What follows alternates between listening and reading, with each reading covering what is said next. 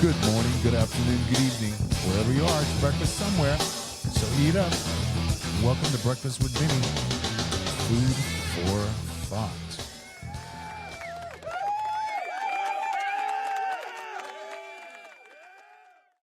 Dweezil, thank you so much for coming, man. It's great to see you. Likewise, thanks for having me. Yeah, it's been a long time. I haven't seen you in a few years now. I know the last time I saw you, you were behind the kit on stage with me. That's right. Since I sat in, you so graciously invited me. Was that at the Fonda? I feel like it was the Saban, but maybe you played with it, played at the Fonda as well. I did. I That could remember be. it. Yes, it Yes. was the Saban first, and then the Fonda, and Ike Willis was there, and we played Keep It Greasy, and you called me up and you said, "We're gonna play Keep It Greasy, the album version." And I said, "Yeah, I know that one. Okay, I got it." And you guys Yeah, played it note for note, which was like my safety net because that's what I know, and right. it was flawless. And so I'll never forget that. And it was surreal to me because here I was, you know, I'm thinking, I'm looking, and there's Ike, and there's you, and I'm thinking, Ike and I haven't done this like since 40 years. I don't know, Yeah. a long So time. that must be crazy because there's the echoes of the music in a building as we're playing it, and then the echoes of the memories of playing it with my dad and Ike many times, and then the twist of my dad not being there, but the music being carried forward.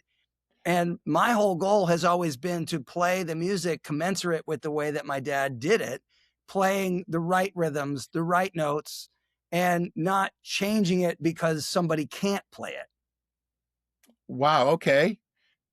Wow. That's a great credo. I mean, perfect. Don't change it because they can't play it because he wouldn't have. It's like Right. you either got to step up to the plate or not. Period. But you're right. Right. It was mind numbing on all of those levels. You can't even describe it unless you experience it, because your whole life, all that part of your life is coming into a head. You know what I mean? Yeah. It's like your life Yeah. flashing before you. It was crazy. And you guys played it flawlessly. And I remember I had to sit down and play Ryan's drums, and I thought, he's like 6'5", you know, and And you're used to playing chopper style with the seat yeah, way and I'm down. having to like reach. And I thought, okay, I'm not going to move anything and see what happens. And it Yeah. worked out, but it was such fun. And you guys played the hell out of it. And I can't thank you enough for inviting me. But you set this up because you said, playing his music, and you got to be able to play it. So, I mean, do you think that defines your kind of mission statement in a sense, or at least part of it? Well, for the most part, because this is the conundrum. My dad's music, as you know, was strictly composed. It was on the page. So you have instructions of how it's supposed to be played. And if you deviate, it's because he's going to want to do that and create the reason to deviate. He doesn't want somebody else to just take it and do what they want with it. So let's talk about classical music in the same way. You wouldn't have a Beethoven or a Mozart piece be totally reinterpreted, add new rhythms, change the notes, reharmonize it by an orchestra, because that's not what people want to hear. They want to hear what the composer wrote. So when people change the music of very specific compositions because they can't understand how to play the rhythms, or they smooth it out, or they change the harmony to make it more basic, then I don't feel like that's making it better. I think that's just somebody saying, hey, look what I can do to the music. I would rather see somebody put their best effort into trying to play it as written and say, wow, this is a real challenge. I'm really struggling to make this happen, versus saying, well, I'll just do my own thing with it. And then, people can like it or not. Like, that's fine. If you want to do that, go ahead. But I'm not interested. I would rather judge it based on the skill that it took to compose it, and then the skill that it takes to play it. And if somebody can do it, like I said, commensurate with the way it had been done, then I will be happy to give you, as they say, your flowers these days, but otherwise I don't care. Right, right, right. That brings a lot of things to my mind. It's like, number one, the idea that we have written music, how would we possibly have been able how would we be able to play so many great works if it weren't written down with enough specificity that we could play it ho to a level that we think it's somewhat accurate. Number two, it caused me to think of the advent of multi-track recording in its infancy, when it was possible to just do sound on sound. The first people that jumped on it were classical musicians. Well, I think Bach would have, you know what I mean? So there's a deviance of Yeah. from the written word, so to speak. You know what I mean? And it also reveals people wanting to sort of, constantly go, "Well, give me another chance." But wait a minute, but I've got an idea, and all these other kinds of things, you know, and also I wonder how accurate um we are actually playing things as they were written by some of the most brilliant composers that ever lived, that just had, candlelight and parchment and a quill pen, you know what I mean? And Yeah. a harpsichord, you know? Yeah. Because music notation changed, with some experimental things that happened in the 20th century. And, Frank was all over that, but he wrote with a lot of specificity. And so it's like, it's really kind of hard to screw that up, the way that he Right. wrote Well, I it. have a question for you based on having gone through so many rehearsals, live shows, and studio sessions. Give me a breakdown of how he worked with you. If he came up with a part, like let's talk about Keep It Greasy, since you brought that up before. The different sections in that song, they all have this really cool, funky feel to them, but they're weird groupings. Would he say to you, here's how to break this rhythm down, and then give you some instruction of how to play within those constraints? Or would he just tell you the time signature and then you just go with it and he's like, yeah, that works? Or how did it change? How did that thing come to focus? Well, like with that, it was sort of like, I'm trying to remember how some of the riffs happened, because what I did was I just played what I thought was appropriate to make that groove, feel right with what the guys were playing, what Artie was playing, and so Frank gave me that latitude, whereas like the riffs were pretty much static and written, but I had carte blanche. So and the way that it happened when we were doing it in the studio, like I remember we went in to just cut a single, and we ended up in there for a month, you know, because he just made it up as he was going along, which is insanely brilliant. I mean, the whole thing was just seat of the pants. How do you do that? But he did it. And Yep. here we were, you know, we're recording this, and he gave hand signals from the control room.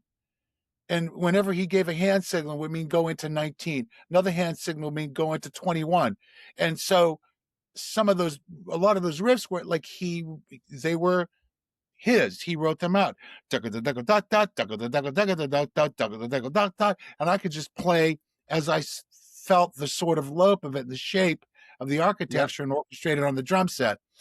But a lot of those were like we're playing, and he would give hand signals when we would like go into another time signature and just jam on that for 5 minutes or whatever, and another hand signal to go back to the head. And it was all these like signals, and so that's what we just watched him, and that's how the whole thing. And it was all done live.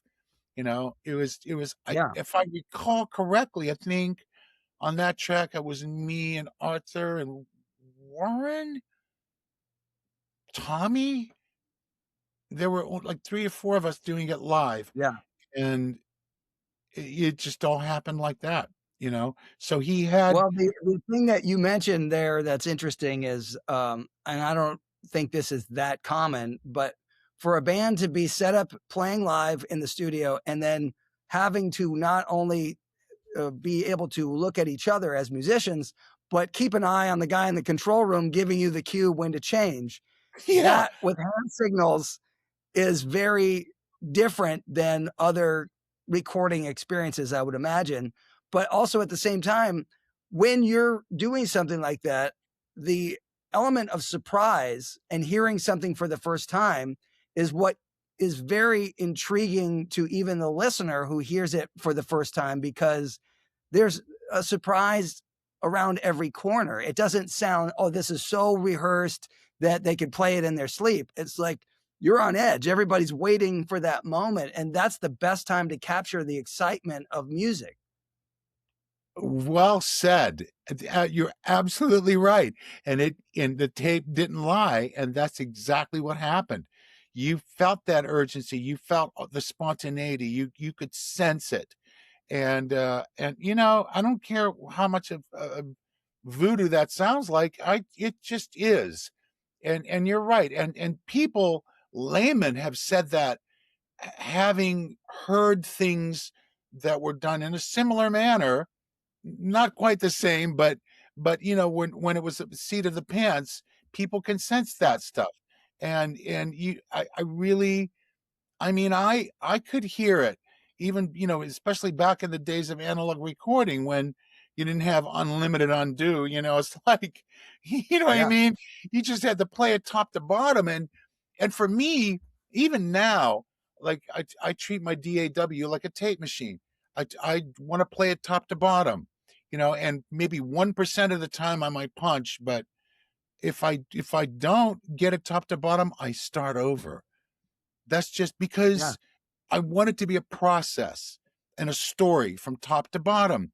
And, you know, I mean, you know, I always would say stuff like, man, you know, Mozart had candlelight, a quill pen, and you know what I mean? He didn't have unlimited undo. Michelangelo had a chisel, marble, and Yep. his imagination. There was no Command Z. What's your excuse? You know, why do you have to do gazillion takes? You know, it Right. reminds me of an artist like you imagine Picasso, right? He's painting, or Monet. He's sitting outside, and somebody goes behind him. You know, Picasso. Some guy walks up there and goes, "Pablo, babe, you know that nose. Think of your peeps, man. You know, your Yeah. demographic, like, you know, and producing him. No, just Yeah. get out of here, kid. Go away. I'm busy. You know what I mean? Yeah. Yeah. So Well, what I got a happened, question you for know? you. I got a question for you. When you first joined the band and you first were just having met my dad and all that stuff, how old were you? I was either 21 or just 22. All right. May So now let's put this into perspective. You're talking about telling a whole story with a performance, but let's think back to what you had to play, what story you had to tell. This is difficult stuff for anybody to play, but you're 21. What kind of training prepares you to go in and play that stuff with imagination and expression to tell the story and play it with confidence, and then be in a situation where you get to improvise with my dad, who has the same sophisticated ability to compose on the spot rhythmically, melodically, and the whole band is helpless when you guys start this conversation. And it's like, there's the famous story. I think I've heard a quote of you where you just said one is relative, because everybody else is like, how do we follow this? You know, so well, okay, if I did say it, it's pretty funny. But if you want to know what prepared me for it, I mean, it's a bit of a story itself. I mean, I can tell you that, you know, if I had to say it in one word, what prepared you, he did, you know, and I'll tell you why. Because, you know, when I was in junior high, like maybe in 7th grade or something, I onto the Mothers, and I became a huge fan. I bought every record. I loved it because musically it was so sophisticated and avant-garde, and also that coupled with the sort of, sarcasm and the humor. I mean, I would sit there Yeah. belly laughing over this stuff, and then being sort of like on the verge of being a budding fledgling hippie, you know, all of those things. But I saw the sophistication because, see, I had just started studying, really bearing down and studying, and I was kind of a nerd, a geek. I loved all the heady stuff, but I loved the emotion too. So I was hearing what he was doing, and then he was involved with Beefheart as well and all this stuff. And so Yeah. I was a fan since I was in junior high. So, and because of that, I started putting two and two together when I was discovering people like Varese and his rhythmic vehicles and seeing where Frank, was influenced. And so I Yeah. geeked out and learned all of this stuff. And so by the time so then I decided, I went through high school and I went through Berkeley, and then I made the move to LA. And I was staying at someone's house listening to, I think it was Roxy and Elsewhere. One of my favorites. Oh man, what a great record. Yeah. And so I was playing these gigs with playing a gig with Tom Fowler, and he said, he came up to me after the gig. We were playing at this place called the Comeback Inn. Doesn't exist anymore. It's a little club in Yeah. Venice. And it was either $5, for gas or beer. So, I had a car I bought for $100, and he comes up to me after the gig and he goes, "Hey man, I talked to Dookie today and he said Zap's looking for a rhythm section." You know, translated, that means I spoke to George Duke today and he heard that Frank Yeah. Zappa's looking for, okay. So, I'm like, really? Who do I call? Give me their number, because that was like a dream for me. So we did, and I Yeah. kept calling the management, and they're like, go away, kid, go away, kid. It just so happened that I was crashing at somebody's house in Burbank. I had my drum set up. I was playing, listening to Roxy and Elsewhere. I was playing along, not playing along, but listening and then playing. And this is before, this is how old I am. This is before answering machines, anything. I heard the phone ring and I picked it up because I kept calling and leaving my number. And they're like, Yeah. "This is so and so." I'm like, "Yeah, Mr. Zappa will hear you Tuesday night. Come to Culver City Studios at 6 p.m. or whatever." Click. And I went, "Ah!" So by that, you can imagine, and it was a cattle call. And Yeah. so because I had listened so much to Frank and the Mothers, and I mean, I was like, I ate it like candy, you know, by the time I got there, I was very familiar and I was a fan.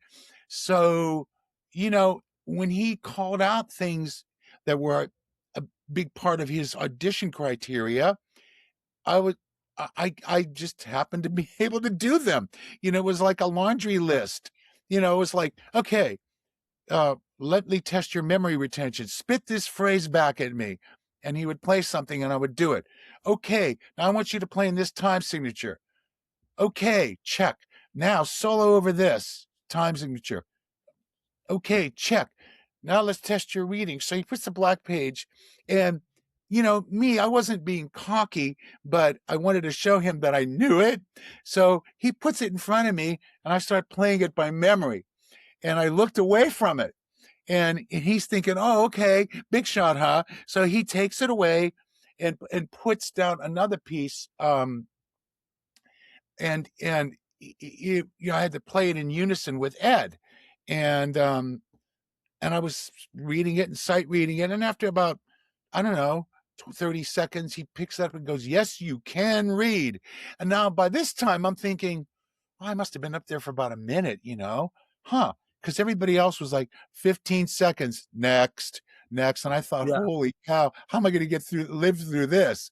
And so the reason I'm relaying this story again is just sort of illustrate how you know, he taught me so much, and he was testing me, and I Right. passed the test of what I learned from him, and from studying the vehicular things that would give me a knowledge base and a skill set to be able to function in his environment. Well, I love hearing all this. There's a thing I'd like to add and question you about as well. There are many pieces that are very difficult, which I would love for you to tell me which ones you struggled with the most. But there is a legendary story. Maybe this is true. Maybe this isn't true. Maybe it's been told in different ways. But one of the hardest pieces is Mo and Herb's Vacation. And one of the stories that I've heard from different people, Steve Vai included, is that when it was put in front of you, you sat down, you pushed your glasses back, you grabbed a piece of sushi, and with one hand, you were playing the rhythms and turning the page and sight reading Mo and Herb's Vacation, which is an inhuman skill. Yeah, it is an inhuman skill, and I have to be honest with you. I actually don't remember that. And I think that there could be two reasons for that. Either the story was conflated and that I actually did that on a different occasion, reading something else, which was par for the course for me. I mean, I used to read Yeah. novels during rehearsal. That's why he credited me with drums, comma, booklet on, I think it was Tinseltown Rebellion. So, I was just what I used to do. I don't know why. Or it did in fact happen, and I just don't remember because I was so in the moment with a lot of things. But with that Yeah. piece, which is notoriously difficult, there was kind of like a follow-up to the black page, like, okay, you thought that was hard. How about this? I actually what happened was going back to specificity, he wrote things out with a very specific legend with sound sources that he wanted to include in the drum ensemble, and so, you know, I had to learn what they were and incorporate them into my setup. And I remember distinctly, with Mo and Herb's Vacation, I could read it rhythmically, like if, like let's say upon first reading, and sort of assimilate the sound sources that were supposed to be appropriated. But then I had to go home and go, okay, let me look at this. Oh, what's here? Oh, okay. A above, below, middle C. Okay. That's a castanet. And so so then I had to sort of set up the roto, all those things, Yeah. and then learn, and then I had to practice the specific voicings on the specific sound sources. So Yeah. and I went to my house, set up my drums, and I practiced it and practiced it, because that was the hard part, to be able to, then you have to learn the stickings to put your hands in the right places on the right Yeah. instruments. And so that I had to practice, and I practiced it for a while. I mean, I don't remember exactly how long, but for me, I didn't really, wasn't like, oh, how long have I been practicing? Because I just wanted to do it all the time. I Yeah. just I just lived it. There's something about the music though that as a musician, it is one of the greatest challenges that you could ever face when you're talking about the hardest pieces. So I feel like there's many that are never supposed to be played on guitar that I decided to learn on guitar, and it would take me years to figure out a way to do it. In the same way that you're talking about the sticking, you got to figure out where to put your fingers, how to use the pick, and it's not physically meant to be played on the guitar. So I would have things that I would have to do, like let's say the septuplets that are super fast in Inca Roads. To play that on the guitar and play it in unison with the drums, and be able to make that bulletproof in a live situation where you can actually get through it and not hit a bunch of wrong notes. Right. I would have to play that thing Hmm. hours and hours every single day. Every day on tour, I would be playing that seconds before going on stage. And even in the song, when I wasn't playing rhythm during somebody else's solo, I would be practicing that part because and on stage while the concert's going on, because I had to be ready. Because if you miss one note, you're off. You can't play it anymore. And that's one of the things about arranging, and that my dad would have to do, is have to have at least two, if not three main instruments play the hardest lines, because if somebody falls off, it still goes, but you could be in a situation where you're playing and we were on in-ears, and you hear someone falls off. So now it's two people and then there's only one and you have to finish. And it's like Star Wars, stay on target, stay on Yeah. target. You have to like Yeah. get to the end, Yes. So we never had any train wrecks where nobody played the line, but there were times when people would drop off because it's going by so fast you can't get back on. Absolutely. But you said something very telling. I never thought of that. Like if somebody fell off, the line would still be carrying on. I'm like, of course, brilliant. Even so, you've got to be able to jump back in. I mean, what's the most difficult one of all that you've had to do in that manner on guitar? Well, I would say that there's certain parts of songs, and that one, Inca Roads is a hard song to play in general. There's a lot of tricky rhythms in it. It doesn't sound like it's the hardest song, but it really is very complicated. But to actually play the marimba parts on the guitar, that was probably the hardest thing to do, just to keep it physically available on a technical level. Sure. But there's other songs that are difficult for different reasons, like Watermelon and Easter Hay. I'll just start crying playing it, so then I can't play because I'm trying to deal with like a runny nose and tears streaming down my face, so that's a different kind of difficulty. But I would say that like there's a lot of really hard songs that we've played over the years that we've loved to be able to play in the show. And at one time we had what we called the trifecta, which was G-Spot Tornado, Peaches on Regalia, and Echidna Zarf all strung together. Oh. And so like all those back to back, that's hard to get through, and my dad wouldn't necessarily build a show that had every hard song all throughout the night. You had to have some breaks where you could have some fun and breathe. But we have had shows where I have definitely put like 11 or 12 of the hardest songs in the whole show. And that's like running a marathon, and it's very difficult. One last thing that I would love to add to this for your insight on this. When you were playing songs that other drummers had previously played, and the audience would have a sense of like, oh, this song feels like this or should be played like that. Was there ever anything that my dad said to you like, oh, let's keep it so it sounds like the record on this? Or did he just say, play it however you want? He just let me play it how I wanted to. He trusted me. He just let me have it. That's tremendous. And that comes across in the different versions that we hear in the catalog. But now try to imagine my drummer, Ryan Brown, what he does and what I ask him to do is I say, okay, I want to play this song from this record, but I want to make it sound like the record.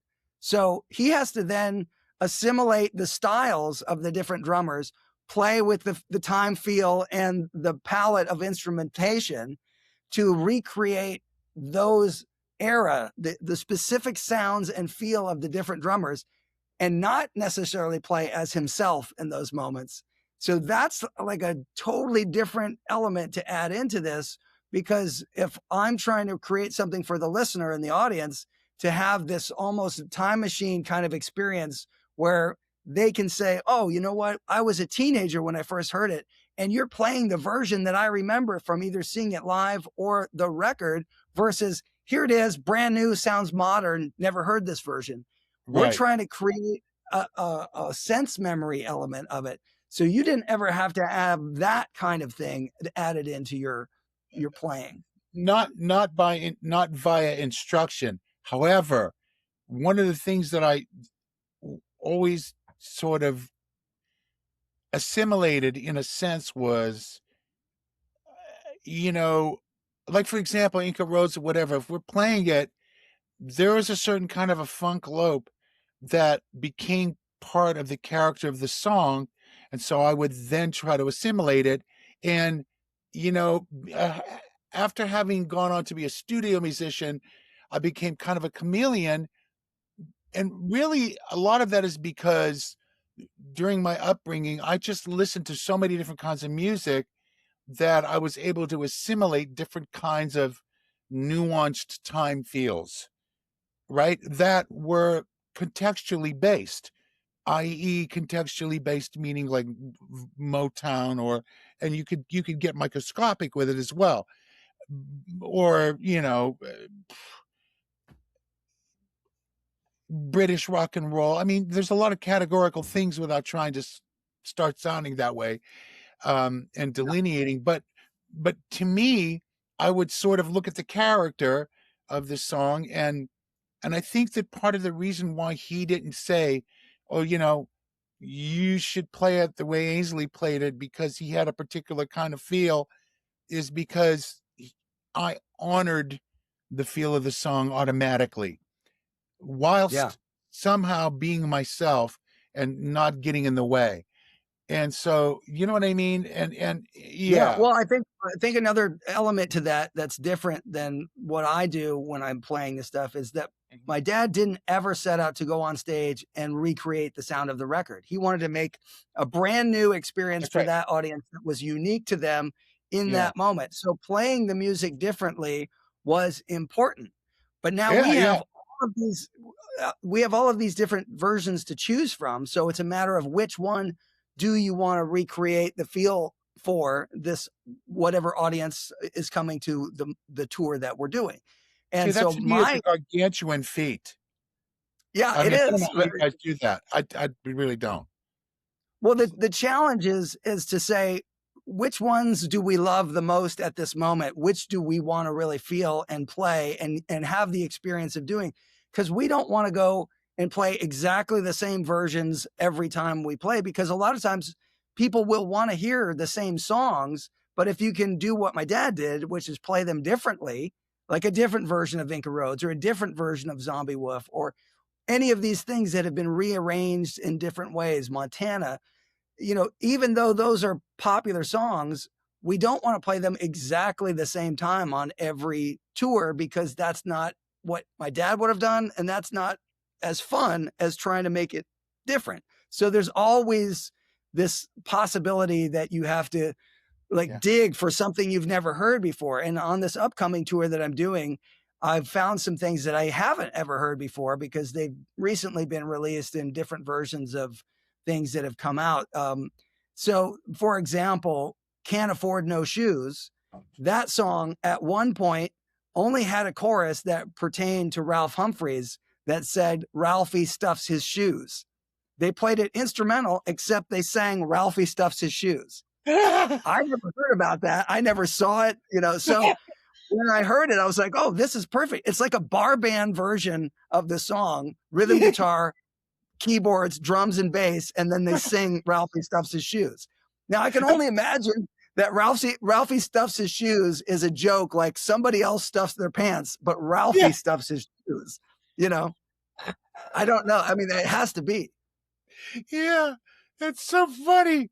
It just all those little things like that just I die when I hear that stuff. It just cracks me up. It's Well, hilarious. there's so much folklore like that, and you got to experience it in a era that was so filled with all of that stuff. The Joe's Garage era, and all of these things that have legendary folklore. You were part of that whole thing, Oh, so yeah. obviously it would be fun if you share some of that. But I do want to know from you what would be like the first or top three things that were the hardest stuff you ever had to play that would actually make you sweat a little bit. Oh, yeah, Moan Herbs was hard. Um, and after that, um, you know what? It wasn't so much particular things because I was pretty on top of it as much as it was. There were a couple of things that were difficult. One was we would carry we would carry sheet music around, and sometimes Frank would just decide to we're now playing a tune and we're going to insert something that just says number 27 on the top of the page or something. And it might be one page, it might be 2 pages of very dense note material. Yeah. And we could be in a place where the stage light was basically like black light. There was no light. And I'd Yeah. have to be playing with one hand, sifting through the paper, put it on the floor and try to read it, you know, and and Tommy would have to do the same thing, who had a harder job than I did. And, and suddenly we're having to play this etude that's just insanely difficult, stuff like that.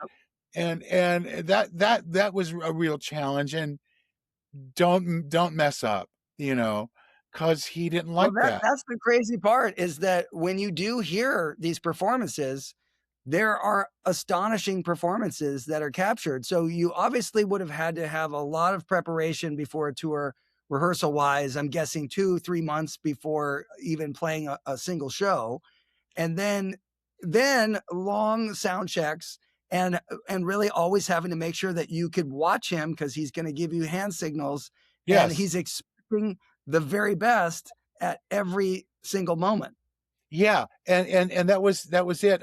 We actually, I mean, when I first joined the band, before we went on the road, we rehearsed for 3 months, 8 hours a day before we took Yeah. off. I mean, yeah. And the other thing that was hard was we would, I mean, forget about just the reading, and then there was the interpretation and the chops involved. But then it was like remembering something, and then he would change things like 5 times, sculpting it, and he's like, "Oh, okay, I got to insert this there. Oh, nope, no, it's gone. Now it's going to be this." And those kinds of things, you know, like having this malleable memory. And Yeah, the retention aspect was a big thing to be in the band. yeah, because he would change things before they actually stuck, and you had to remember the right version. But the other thing that was difficult was to have the stamina, because like we're talking about like many times it would be sizable sound checks, Right. often were recorded, you know because he always carried the 2-inch machine around, and Klaus was there. And then two shows, 2.5 hour shows with drum Yeah. solos. So when you're 21, 22, you could do that, no problem. But that was probably one of the hardest aspects of just the sheer stamina to go through. I mean, that's a lot. That's like, Yeah. 5, 6 hours a day of playing. And he recorded so much. I mean, I remember to the point where I remember I would go, "Oh yeah, I remember when we did that." Like I'm almost positive. I mean, some may disagree with me, but I'm almost positive that 555 on Tinseltown Rebellion was at a sound check at Labatt's Apollo, which was then called something else. It had a different name. I'm almost positive. Like I have this vivid recollection when I started playing 555, and then I jumped behind the drums. I wasn't even behind the drums. And then I just jumped behind the drums and started playing.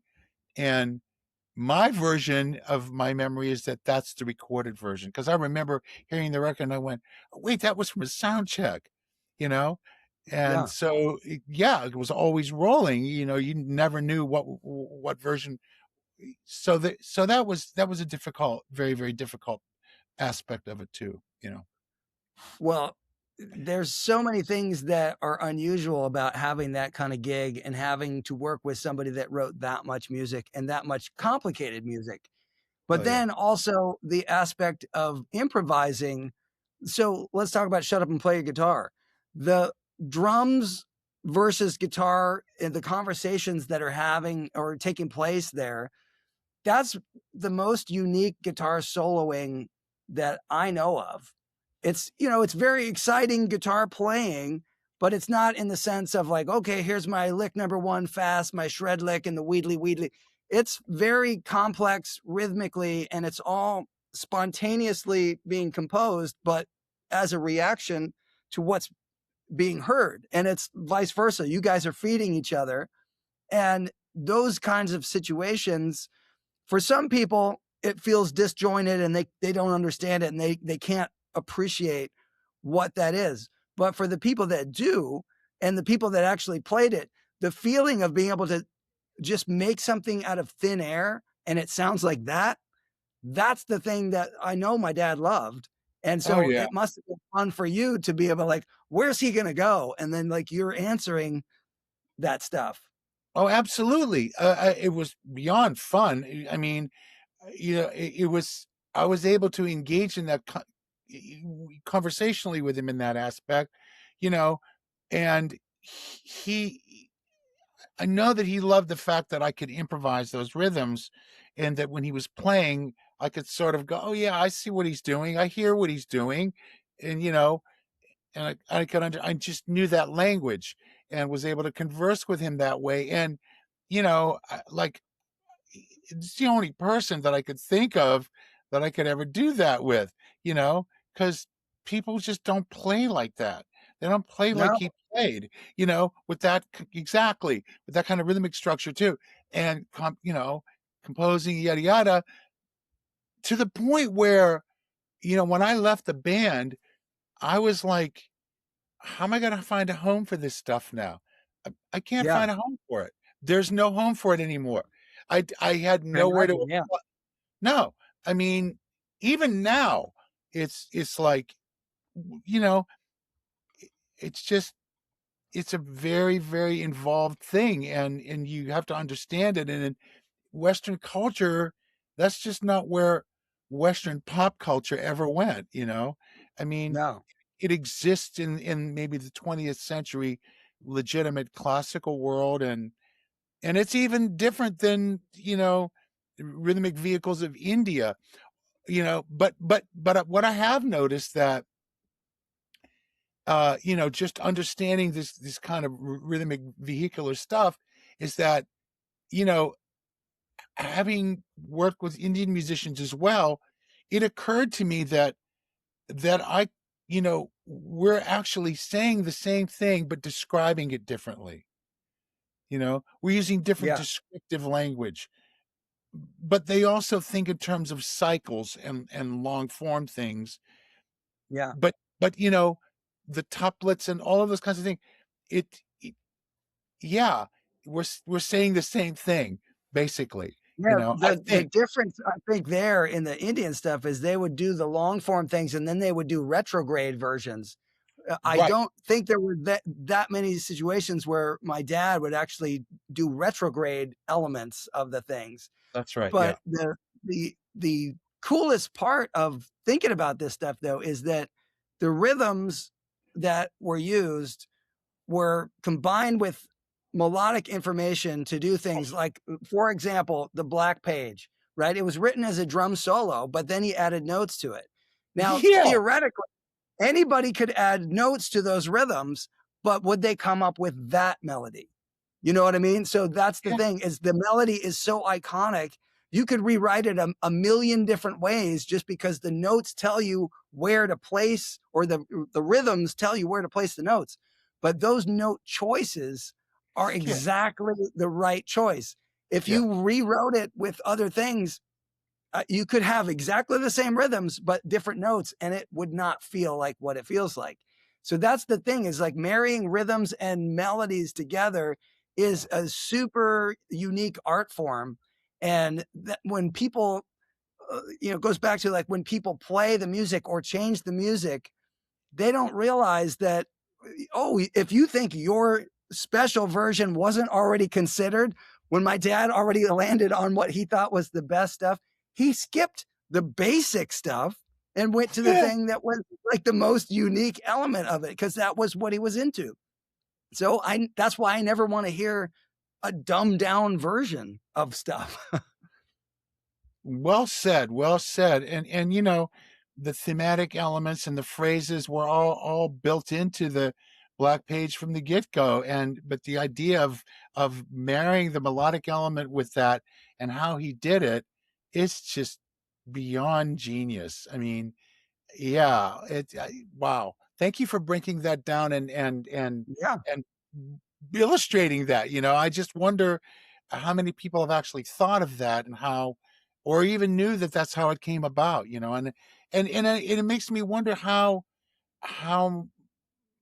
much of that sort of thing, that if that's how other things were constructed, and how much, what percentage of other things were constructed in that manner.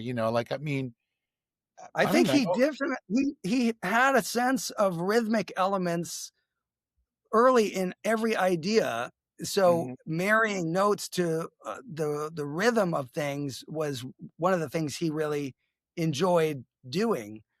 So I don't know that you could ever pinpoint and say that he had a formula for writing anything, because not any song sounds much like the other. I mean, the only era you could think that things might sound similar or Ruben and the Jets, where it's based on trying to do some version of this rhythm and blues kind of doo-wop thing that Yeah. has a familiar structure. But everything else in his world of composition, there's always something, like you might just have something that shifts by a 16th note for no reason.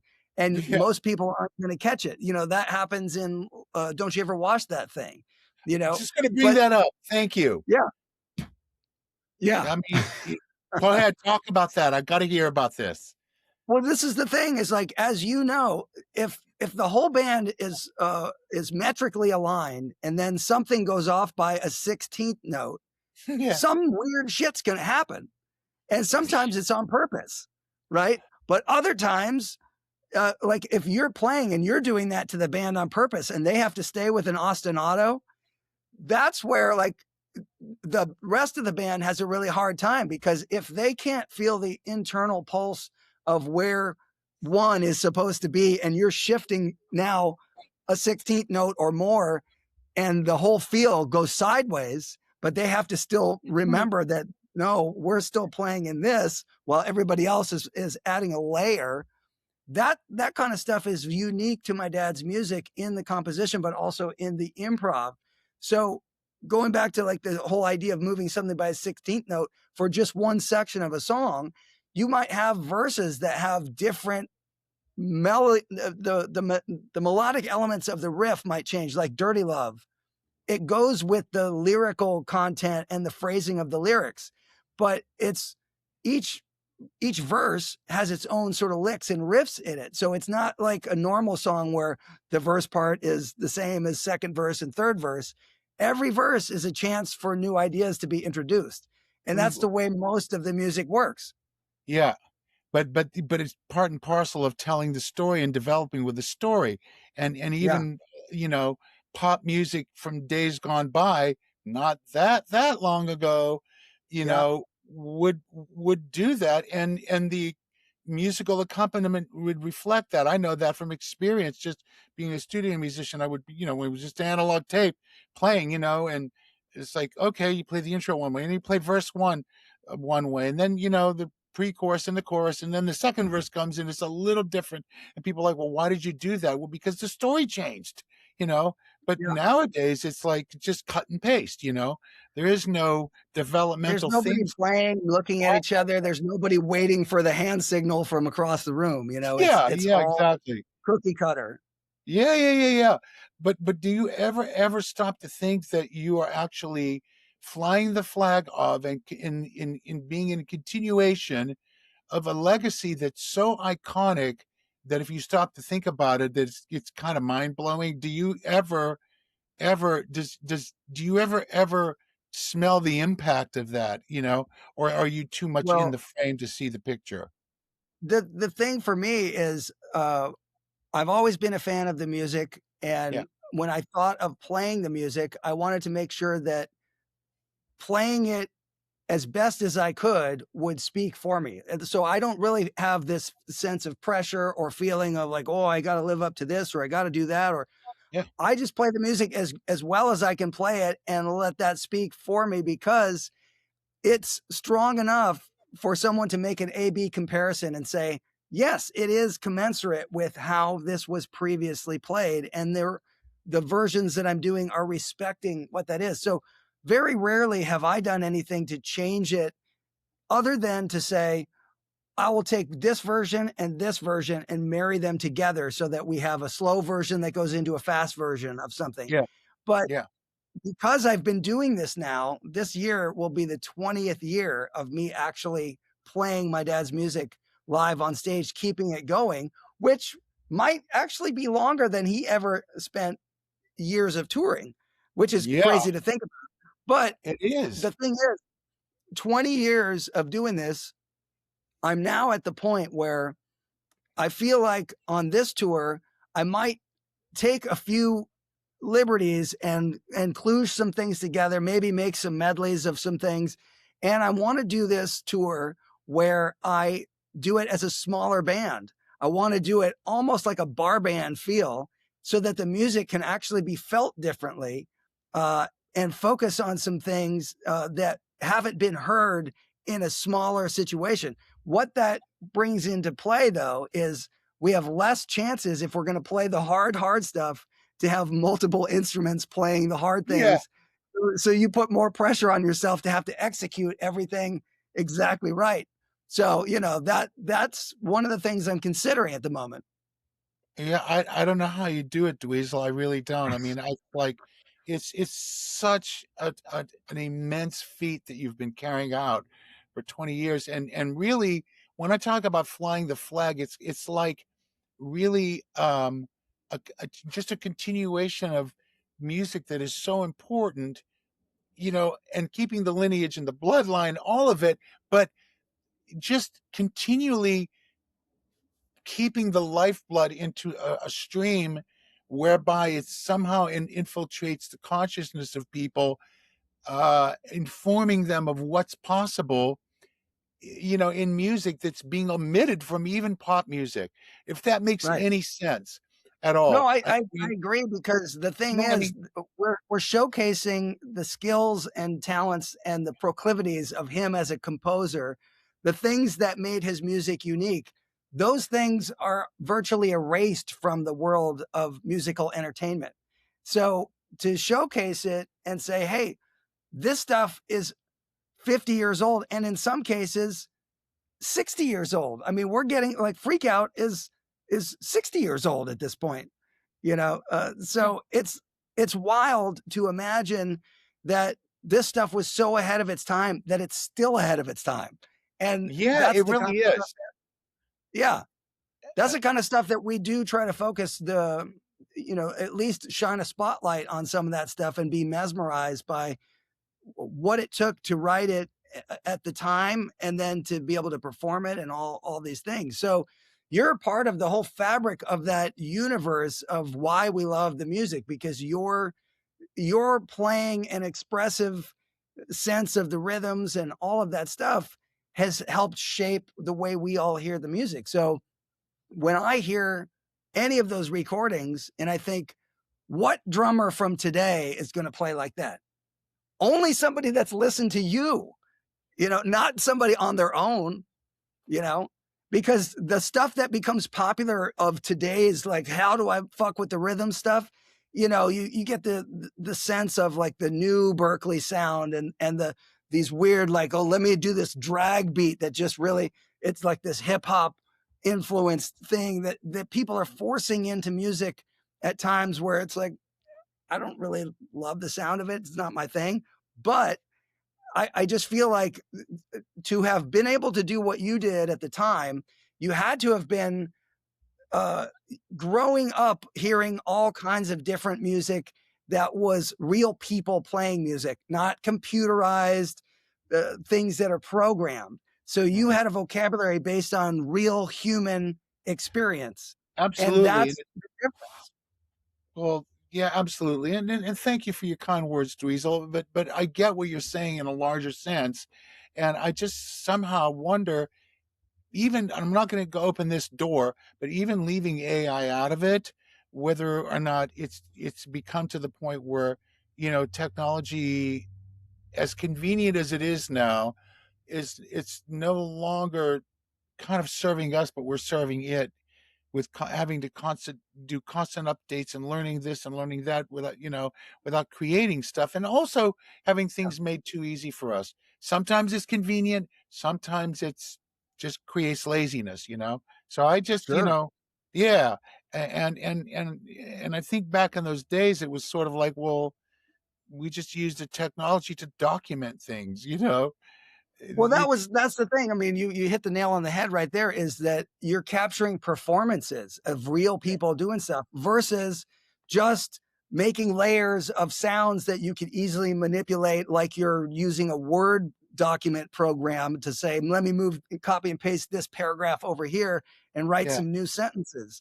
You know, yeah, that's not the same as conceptualizing the music in your mind, writing it on paper, and then hearing people play it and hearing the surprise of what it sounds like. That's yeah. the joy.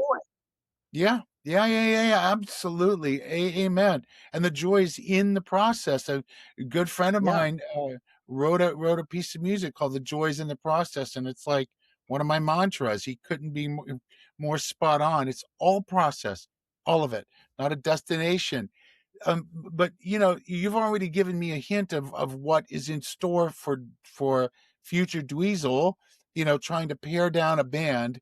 But other, is that an ideal, or is that something that's imminent on the horizon? What's next for you?